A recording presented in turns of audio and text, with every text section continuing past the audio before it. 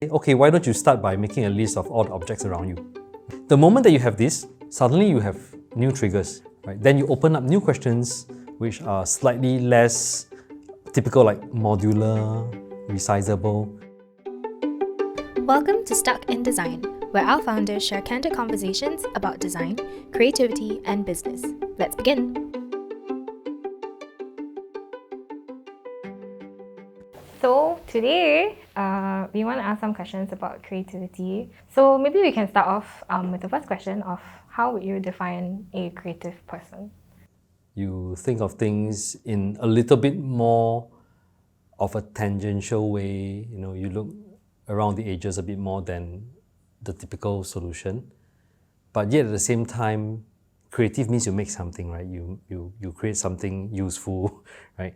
While you are looking around the slightly untouched areas or the more obscure ways of thinking, you still have a very strong desire to bring that oddness back to some kind of resonance with people, right? Or usage purpose.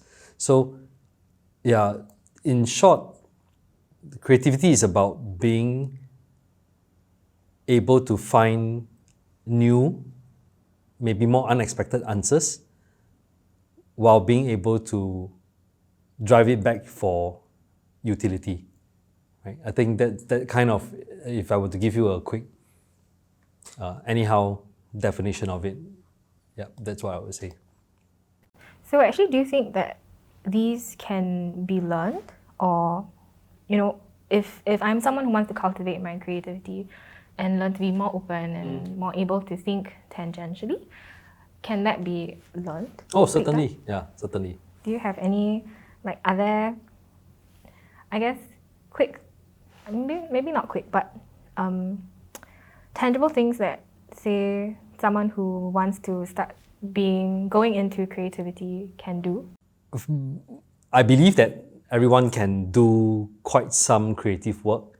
Some would be more talented, right? More gifted in the area, and they would do it a lot better. But I think that most people can do quite some creative work if given some methods.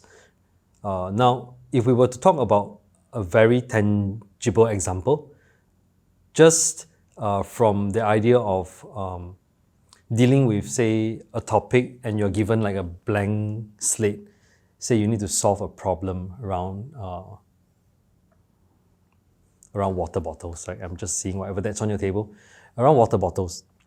And if you were to ask someone to start from there and create new possibilities, it might be really difficult. You might start to get very standard answers like, hey, let's make it modular, let's add colors to it, let's give it a handle, let's make it big size, small size, collapsible, adjustable. You will get the very standard answers, right? Or some people who are not attuned to this process even, right, would find it like quite daunting because the blank piece of paper is quite scary, right? Anything that you put down is almost like representation of your thoughts and your person, so you're a bit embarrassed, right, to kind of even start. One way to really hack this, because it's difficult to say create an idea, but it's actually not difficult for people to make lists, right? It's really easy to make lists, and you just say, okay, why don't you start by making a list of all the objects around you, right? And you say, okay, I have a chair here, I have like some shelves behind me, I have hair on people around here, right? I have lights that are around, I have a cup here. And once you have a list like that, this list can be very quickly made by anyone, right? 20, 30 long list, right? The moment that you have this, and you say, okay, why don't you start to think of a new water bottle in relation to each element on this list? Suddenly you have new triggers. You might say that like, hey, a water bottle and a cup have some interesting relationship with each other. They are somewhat related. What if a water bottle was more like a cup or could become a cup? Or what if my cup on my desk could become my bottle? Right? Then you open up new questions which are slightly less typical, like modular, resizable, right? And then now, if you look at the other things in your list that we have mentioned, shelves, I have no idea what a shelf and a water bottle has any relation to each other. But if we were to try to squeeze something out, then what if a water bottle was designed to sit more neatly on shelves, right? Would there ever be a, that's a trigger thought, a starting thought, but will there ever be a context where this is necessary? I do not know whether we can immediately find one like that, but the initial premise of that thought, water bottle that is good for shelves, might lead us to think about schools, right? And how preschool children all bring a water bottle, and then when they start of the class, they all deposit in the corner, right, in a tray or something like that.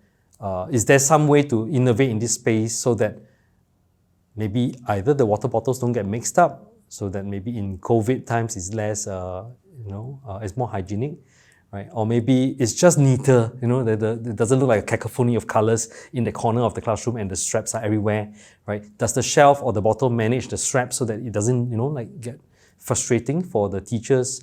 So there are many possibilities the moment that we trigger our minds and we hack it using certain kind of clever techniques that don't put us in the spot of having to have an inspiration, right? We have a systematic way to get inspiration. We say, let's make a list, right? Everyone can do that. Now, from the list, let's find something that is a bit more sparked off by that list as a beginning idea.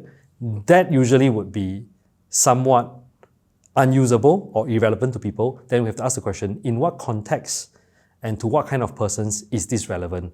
And with the shelf bottle thingy, we can jog our memories a little bit to see, maybe preschools, maybe in the army, where there's, or maybe in hospitals, is there some kind of need for a bottle that is more compatible or more well considered in relation to shelves?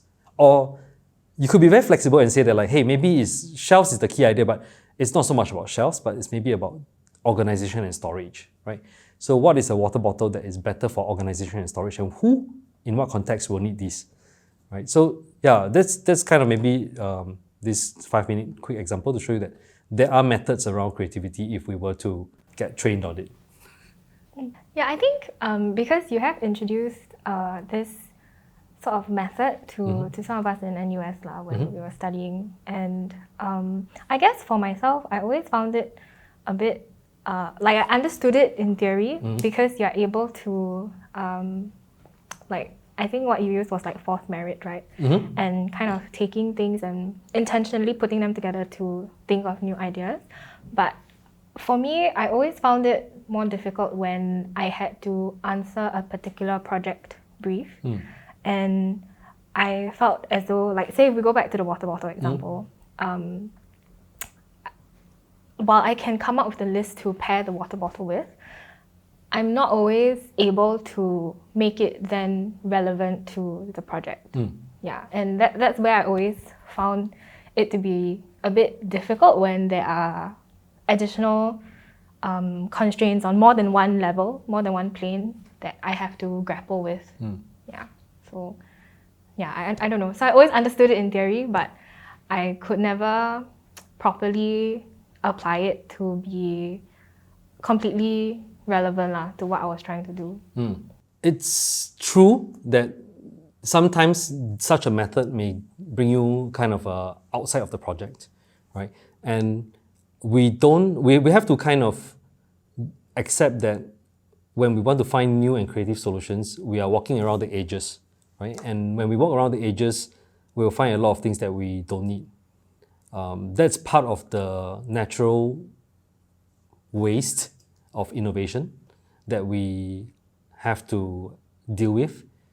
A lot of people can accept when we say, we are in an R&D situation in the sciences and we're doing experiments year after year with no much results. Everything is money burning down the drain somewhat, right?